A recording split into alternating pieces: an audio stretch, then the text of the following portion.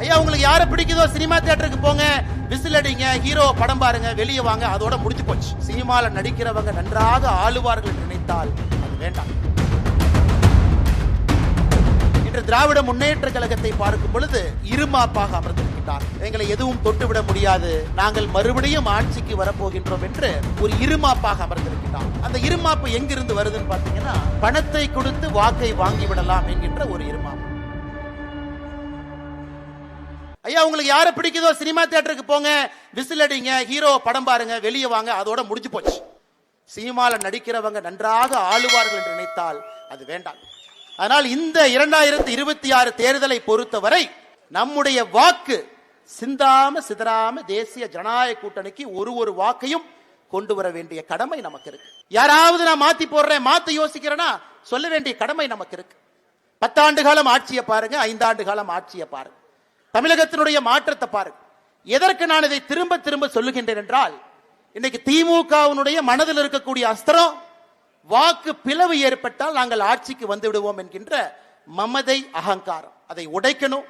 முழுமையாக நம்முடைய வாக்குகள் நமக்கு வரணும், கட்சியினுடைய வாக்குகள் வரணும், பொதுமக்களுடைய வாக்குகள் நமக்கு வரணும், திமுகவுக்கு எதிரில் இருக்கக்கூடிய வாக்குகள் நமக்கு வரணும்.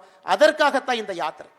நம்முடைய கட்சி நண்பர்கள் மட்டும் கூட்டத்துக்கு வந்து மாநில தலைவரை பார்த்துவிட்டு செல்வதற்காக யாத்திரை இல்லைங்க. இன்னும் முடிவு செய்யாத ஒருத்தரை நீங்க அழைச்சிட்டு வாங்க யாத்திரைக்கு.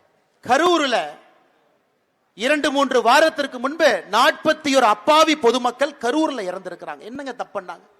ஒரு கூட்டத்துக்கு வர்றாங்க, கூட்டம் பாதுகாப்பாக இருக்கும் என்கின்ற நம்பிக்கையில காவல்துறை அங்க இருப்பாங்க. 100 காவல்துறை கூட அங்கே பாதுகாப்புக்கு போடப்படவில்லை, 100 பேர் கூட.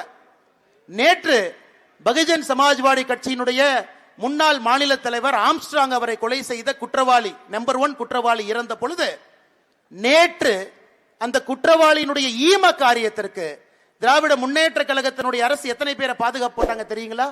6 deputy commissioner, 3 joint commissioner, 42 inspector, 87 sub inspector, 1100 பேர் நேற்று ஆம்ஸ்ட்ராங்கனுடைய கொலை வழக்கில் குற்றவாளி 1ஆக இருந்தவனுக்கு நேற்று அத்தனை பேரை பந்தோபஸ்து கொடுத்திருக்கிறாங்க. ஆனா கரூர்ல 100 பேர். இதுலயே உங்களுக்கு தெரியும் திமுக ஆட்சியினுடைய அக்கறை எங்க இருக்கு, அவர்களுடைய கண்கள் எங்க இருக்கிறது என்பது வெளிவாக தெரியும். அன்பு சொந்தங்களே, ஆமாம் தமிழகம் மாறி இருக்கிறது.